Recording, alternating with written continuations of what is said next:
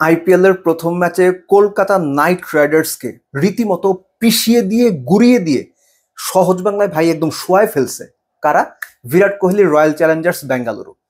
যখন আপনি 220 করার সুযোগ কিংবা নিজের পক্ষে 200 করার সুযোগ হেলায় হারাবেন, তখন যে লিসেনটা পাওয়া দরকার কলকাতা এক্স্যাক্টলি ওই লিসেনটা পেয়েছে।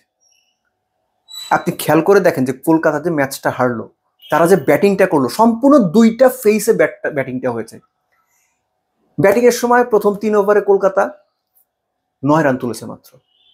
সেই দলটাই 10 ওভার শেষে 107 রান। একটা পার্টনারশিপ হলো সুনীল নারায়ণ এবং আজিঙ্কা রাহানের মধ্যে, যেটা কত 53-54 বলের মধ্যে 100+। 10ম ওভারের শেষ বলে সুনীল নারায়ণ 44 করে আউট হলেন এবং তখনও পর্যন্ত উইকেটে আজিঙ্কা রাহানে তিনি 56 রানের দারুণ একটা ইনিংস খেলেছেন। কত 31-32 বলে বোধহয় করেছেন। এর পরের ফেজটা খুবই ইন্টারেস্টিং কলকাতার ব্যাটিং এর।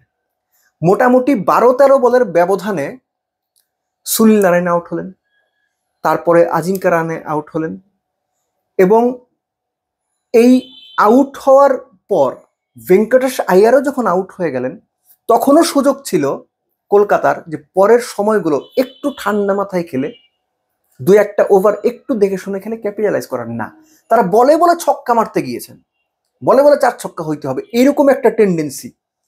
এই যে প্রথম 10 ওভারে কলকাতা 107 করলো, এর মধ্যে প্রথম 3 ওভারে 9, সেটা আগেই বলেছি আমি। সপ্তম এবং অষ্টম ওভারে তারা 15 রান করেছে, এই হচ্ছে 24 রান। খেয়াল করেন 5 ওভারে 24, তাহলে এই যে 107 রান হলো, বাকি 5 ওভারে তারা কত করেছে? 80+ রান করেছে 5 ওভারে। অর্থাৎ ভালো ব্যাটিং উইকেটে আপনি যদি একটু ধৈর্য ধরেন, 2টো ওভার দেখেন, রান করার অবারিত সুযোগ, কিন্তু কলকাতা সেটা করতে যায়নি। ক্রুনাল পান্ডিয়াকে দারুণ একটা ক্রেডিট দিতে হবে এবং এখানে একটা খুব ইন্টারেস্টিং ব্যাপার রয়েছে। বাংলাদেশের প্রসঙ্গ ধরেই বলি, বাংলাদেশ যখন অপোনেন্টের এগেনস্টে প্ল্যান সাজায়, অপোনেন্টে যদি বাঁহাতি ব্যাটসম্যান থাকে টপ অর্ডার, বাঁহাতি বোলাররা বোলিং আসতে চান না। না ভাই, বাঁহাতি আছে, বল করানো যাবে না, ইনক্লুডিং সাকিব আল হাসান যখন ছিলেন আর কি বাংলাদেশ টিমে। এখানে ক্রুনাল পান্ডিয়া দুজন লেফট হ্যান্ডারকে যেভাবে কুইকার দিয়ে বোল্ড করলেন, that was A treat to watch. এটা লিসেন আমাদের জন্য যে বাঁহাতি ব্যাটসম্যানের এগেনস্টে কিভাবে লেফট আর্ম অর্থোডক্স স্পিনার বল করতে হয়, কিভাবে উইকেটটা কাজে লাগাতে হয়, কিভাবে মিক্স আপ করতে হয়, কিভাবে একটা বাউন্সারের পর একটা দারুণ কুইকার দিয়ে বোল্ড আউট করতে হয়। ক্রুনাল পান্ডিয়ার ওই 4 ওভারে 29, 3 উইকেট। মনে করেন প্রথম ওভারে সে 16 রান দিয়েছিল, পুরো ম্যাচের কমপ্লেক্সনসটা চেঞ্জ করে দিয়েছে। এবং ইন্টারেস্টিংলি, যে দলটা প্রথম 10 ওভারে 107 রান তুলল, সেই দলটা পরের 10 ওভারে টেনে 70 রান করতে পারলো না। কত শেষ 10 ওভারে কলকাতা বোধহয় 67-68 রান করেছে। এই যে তাদের শেষ 10 ওভারে 6 উইকেট হারিয়ে 67-68 রান করা, ম্যাচ ওইখানে শেষ হয়ে গেছে।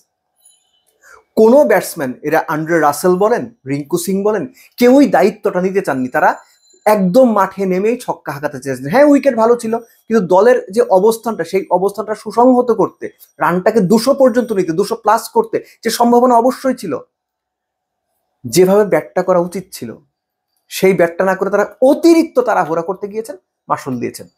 আপনি আরসিবির ব্যাটিং এর দিকে আসেন, কলকাতার শুরুর দিকে যেভাবে ব্যাট করেছে, প্রথম 10 ওভার যেভাবে ব্যাট করেছে, এক্স্যাক্টলি সেভাবেই তারা ব্যাট করেছে। ফিল শর্ট 25 বলে 50 করে গেছেন, বিরাট কোহলি 30 বলে তার 50 পূর্ণ করেছেন এবং প্রথম 6 ওভারে রয়্যাল চ্যালেঞ্জার্স বেঙ্গালুরু 80 রান তুলেছে। তাদের আইপিএল হিস্ট্রিতে এটা পাওয়ার প্লেতে দ্বিতীয় সর্বোচ্চ রান। সো 6 ওভারে যখন 80 হয়ে গেছে, 10 ওভারে 100 হয়ে গেছে এক উইকেটে, আপনার টার্গেট হচ্ছে যেখানে মাত্র 175, সেখানে এত চমৎকার ব্যাটিং উইকেটে আপনি ম্যাচ জিতবেন না।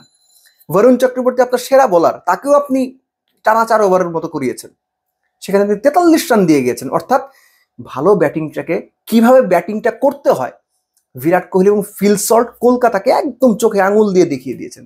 আর কলকাতা এখন শুধু মাথা থাপড়াবে। হ্যাঁ, 200 করলে এই ম্যাচ হয়তো তারা হারতো, কিন্তু 220 করলে ডিফারেন্ট বল গেম হইতে পারতো না, হইতে পারতো। কিন্তু যে ওই অতি তাড়াহুড়া, প্রপার গেম প্ল্যানটা না করতে পারা, এগুলোই হচ্ছে কলকাতার হারের কারণ। Congratulations to Royal Challengers Bengaluru. Virat Kohli then again fantastic innings. ঠিক গত আইপিএলটা যেখানে শেষ করেছিলেন, বা রিসেন্ট ফর্মে যেখানে তিনি শেষ করেছেন, ওয়ানডের কথা বলছি, চ্যাম্পিয়ন্স ট্রফিতে, সেখান থেকে যেন আইপিএলটা শুরু করলেন। সো আইপিএল এর প্রথম দিনেই মার্কাটারি ব্যাটিং, দারুণ মাস্টার ক্লাস ব্যাটিং আমরা দেখলাম।